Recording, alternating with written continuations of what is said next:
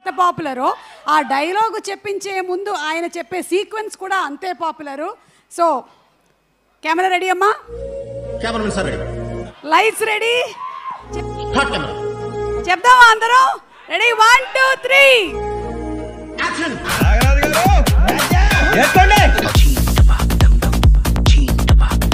Just audience నుంచి ఒక question అండి.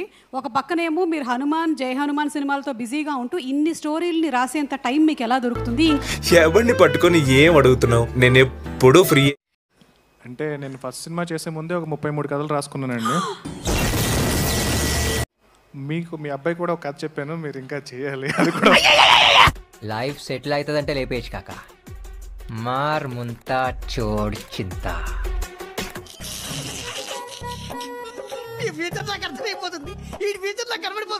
బోయపాటి గారు కూడా కథ కావాలంటే నేను I would like to give my story కదా నా చెప్పరా. అరే చేసి తీసుకురండి రా, సార్ కూర్చుంటాడు ఇక్కడ. అరే సార్ ఓపెన్ చేసి పల్లెటూరు అండి. పల్లెటూరు, బస్తీ, టౌన్, సిటీ నేను డిసైడ్ చేయాల్సింది నువ్వు కాదు కదా.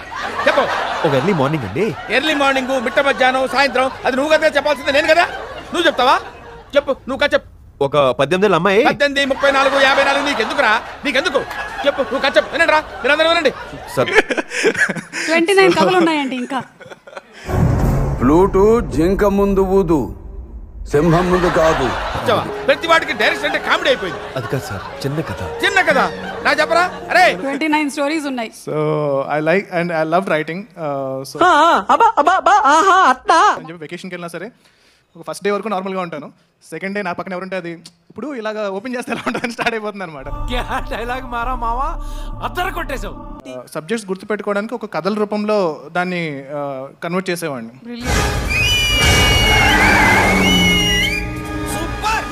ఈవెన్ న్యూరల్ నెట్వర్క్స్ కూడా నేను అరుంధతి సినిమాతో అసోసియేట్ చేసి చెప్పేవాడిని.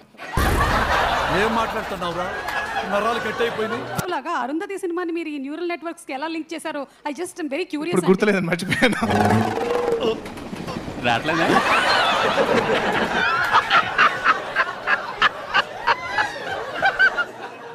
I'll teach ఒక చిన్న ఇంటర్వ్యూ చేసి టీచ్ చేద్దాం.